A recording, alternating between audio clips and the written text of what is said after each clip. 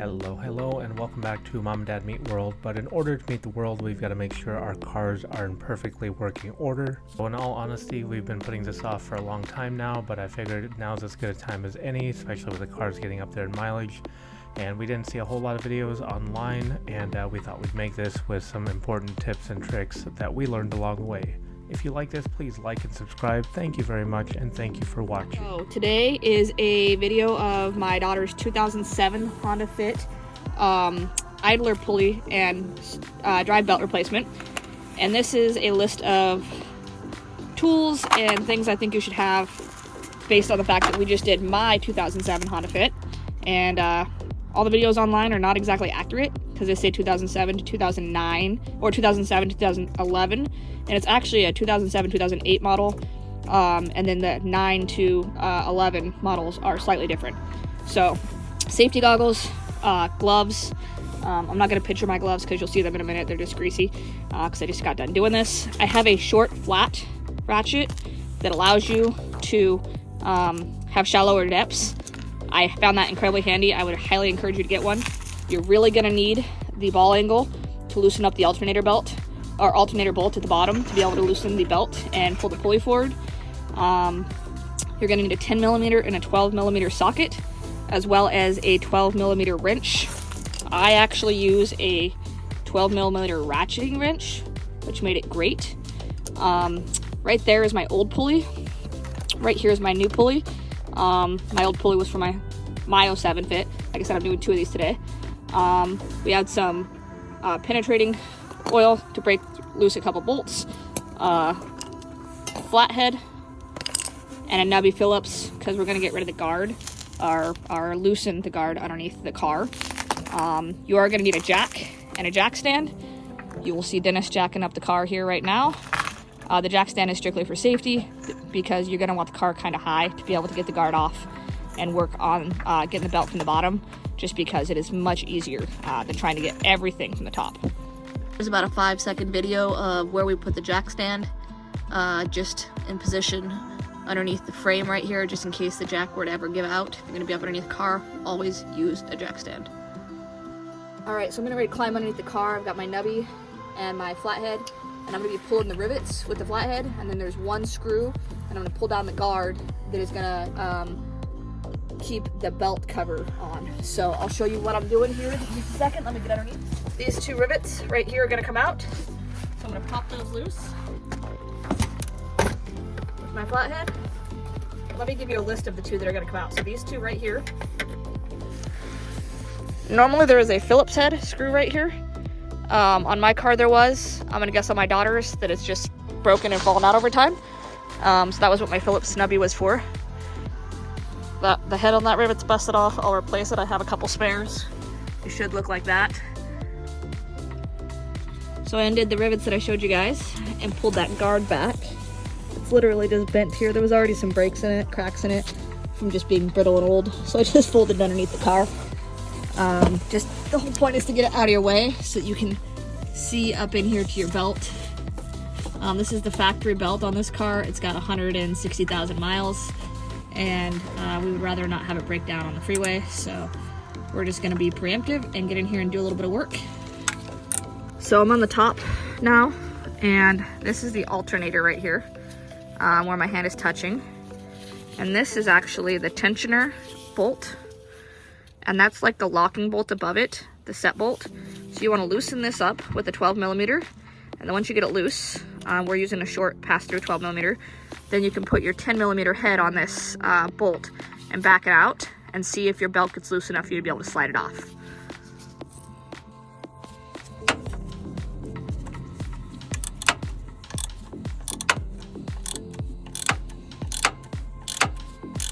Got the tensioner pulley with the alternator loose. Now we're moving over to a 10mm.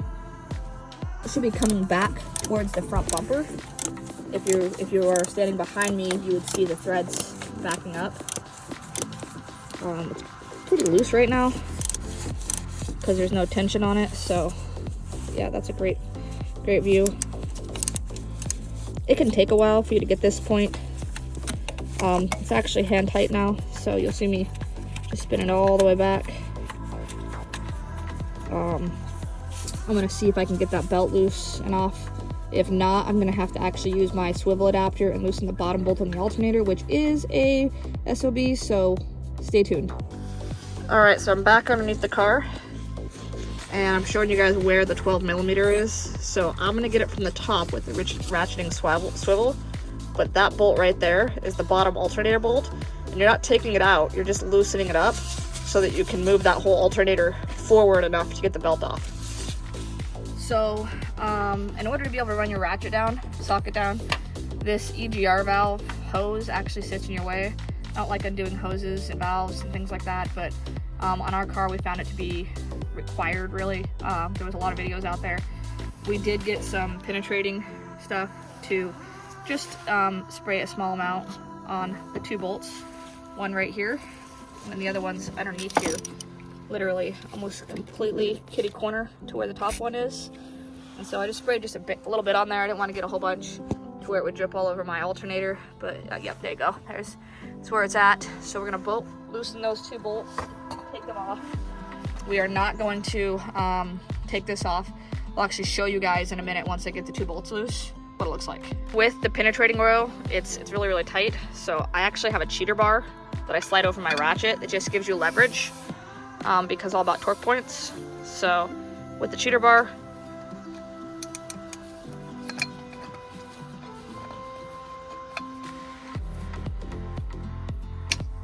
it just popped it right loose. All right, so we use the cheater bar, we got both the nuts off. I recommend you put your bolts in the same place, have a nice safe place for them. I got a little bin for mine, sitting on the ground, because like I said, this is the second car. We're gonna undo the clip on the top of this EGR valve. You just push down, wiggle it back. It's been on here a while, so you gotta wiggle it just a little bit. This is the first time I ever did it though, so not too bad. And then the EGR valve slides off these 2 posts. And the hose does not have to come out. It can. It makes it easier for some people to do it. I don't, like I said, like to take off any unnecessary hoses or clamps. The more stuff you take off, the more it is easier to forget bringing it back on, or just you know, losing parts or breaking parts. So I wiggled that back, as you guys saw real time. That wasn't too bad. This EGR valve's not too dirty. It's got a little carbon buildup in there. There's a washer right here, it's a metal washer. I'm just gonna slide that out and set that aside, keep it safe so it doesn't get dented, scratched, or damaged. And now we can put our socket and our swivel down there. I'll leave Dennis in real time recording that, watching what we do here, guys. So the reason I'm gonna unclip that from right there. I don't know if you saw that. Just move the hose back a little further. So now I have this 12mm set up, dropping down in here. If you're lefty like I am, doing this right-handed is kind of a pain in the butt, but still totally doable. I actually find it's easier to just take the socket head off, or ratchet off, I mean, and there's not much weight while I'm trying to hold it to get this bottom 12mm lined up and on here. But it took me probably an hour of trying different tool setups to get this configuration of basically 2 extensions, a swivel head, and I watched a whole bunch of other YouTube videos for ideas, and finally found one that worked. So I'm on, and now I'm going to stick my ratchet right here. Alright, so we did use a cheater bar on the end of that ratchet to make it come loose. But now that both the bolts are loose, they're not out, they're just loose. You see how much belt move we have here? So now I can slide this belt off. I can actually do it from right here on the top. I can just slide it right over top of this pulley. Alright, so I moved to the bottom, and I'm literally just going to find a spot in this belt that I can get a good grip or a purchase on it and wiggle it off. But I'm actually pulling it forward on this smooth pulley right here in the middle. I'm gonna move my hand out of the way a little bit. You see, I'm just walking it forward a little bit. There we go. And it's off. And now I'm just going to slide the belt down. So we've got the old belt off here, and we're gonna flip it inside out. inspect it for cracks. It's got 160,000 miles in this car, so I know it's gonna have some cracks. Yeah, there's some cracks and some wear in there. It's not horrible. Obviously, I've seen a lot worse. If we turn it into the light a little bit more, you'll see them better highlighted. But this car was driven in the Arizona desert for a while, so one of the things whenever you're replacing a belt, you always want to count the number of teeth and ridges and make sure your new belt matches up, because auto part shops are not infallible and you can get the wrong parts. So we're going to match it up, and they both have 5 teeth and the same ridges, and I'm going to have Dennis stretch them out and make sure that they are the same length, because that also matters. It's always easier said than done. We have 2 sets of hands, so you guys will be doing this on your own. Maybe a friend will help you. But yeah, those are the same length belts. You want to make sure your belt is good and tight too. I found out on mine, if it's loose, you'll get some nasty squeaking noises. So we're gonna go ahead and replace the pulley next, and I'll show you what that looks like. So we are going to replace the tensioner pulley, or the idler pulley, which is right here. And if you listen, you can hear the bearings. For 160,000, it's not too bad, but we're just gonna go ahead and replace it. It is a 12 millimeter. The space right here is too narrow to get a standard socket and head on, but I have that shallow one. So if you loosen these 3 clips for this line, just slide it out of here a little bit and clip that one. That one didn't want to unclip, the one to my right. On my car, it popped right out. But I unclipped this one underneath, but it moved forward and up enough that I can get my ratchet in here now. And so you'll see how shallow this is because the head passes through. There we go. Put my left headband up there, works just fine. So now I'm gonna use a cheater bar because, again, I only have one really strong arm. And I'm gonna break this loose and replace the pulley.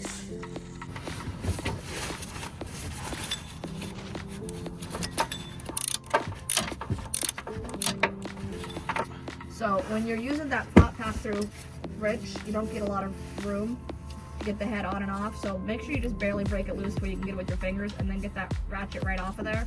Otherwise, you'll bind yourself up right here. You have to tighten the bolt back up to get it out, which is kind of ridiculously nonsense. So, and we're free.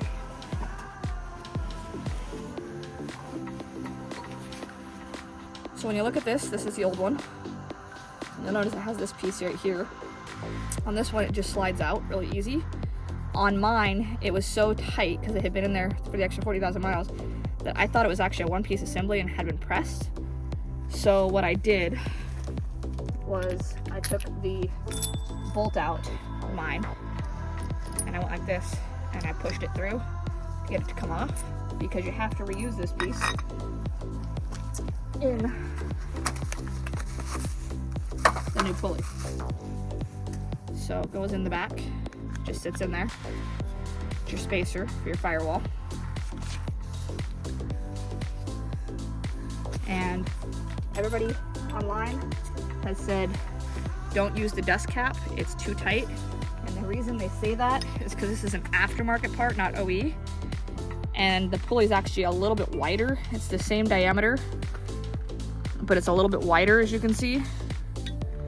So what that means is it's safe to use. The belt has a little bit more path to travel, so it's not a big deal there. But the dust cap over the sealed bearing in the front can cause you some problems. And you don't really need the dust cap because it's just that, a dust cap. If you look at this old one, the dust cap was on and it's still dirty behind it. And the bearings are sealed, so you're not gonna get dirt or grease up into these bearings. So I'm bringing it up from the bottom, put it on. Alright, so I got it in there. Start snugging it up. You want to get it to where you can't turn it no more, and then maybe put a quarter turn on it. You want it to be snug. You do not want it to back off, because, you know, that'll be bad if the pulley falls off and your belt breaks and then your car doesn't run. So I just took a short video here from the bottom too, so you guys can see it goes underneath and over both these pulleys. This pulley right here is a smooth pulley, so it wraps up around this one and then comes back around, up and over the alternator, and then underneath the guide pulley, the idler pulley that we just replaced, and then back down and around here. So the belt is on. we're going to go up top and tighten it up and make sure that it's good and snug. Tighten the alternator down. And then we'll reinstall the guards. So I would tell you to look at a picture of the belt diagram. This is smooth. There's another smooth pulley here. So it runs around one smooth pulley and one under another one, which is important to make sure you get your belt direction correct. So to tension the belt, you leave the set screw for this top one loose, not like super loose, but loose, and then you tighten this back up. This bolt right here, and then once you get the belt tension where you feel it with your finger and it's right tight, then that bolt right here that I'm touching, that one right there to the alternator gets snugged down, and then your belt is good to go. I'm now going to just reinstall everything in the reverse order that I took it off. So here's the metal EGR valve washer that just slides right in there against the body. I did clean off the loose carbon with a piece of sandpaper. You don't have to do that. That's just, my dad taught me working on small motors. Carbon buildup is bad. It's just from their fuel. So I can tell you I cleaned mine on my car, my 07 that's got 200,000 on it, and it did give me more power. So if you feel like your car's lacking power and you see a lot of carbon buildup there, right there, that could be part of the reason.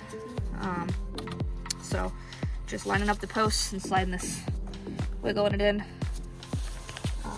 Just want to make sure that obviously you get it as even as possible. You don't want to mess up the thread sliding it in. Once you get those on, just going to screw this back down. Put those 12mm nuts, hold it in place. I'm going to get them both finger tight so that it's sitting against that metal washer and grommet good and even before I apply a wrench to torque down those. Then I'm going to install this right back on the EGR valve plug. So that's hand tight, so I can put this plug back on there now so I don't forget about it. I can actually snap this little piece of the hose right back here in its little home. My gloves getting in the way. They're stretched out. I'm dirty. I've worn them for 2 cars now. And I'm just going to cinch this bad boy up. And good to go. So now I just need to put my guard back on the bottom. In the next video, we are going to do an oil change on a 2007 Honda Fit. So if you want to see what that looks like, go ahead and watch the next video. So we fired it over.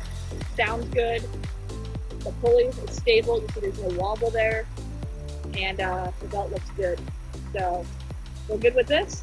And hopefully you're good with yours.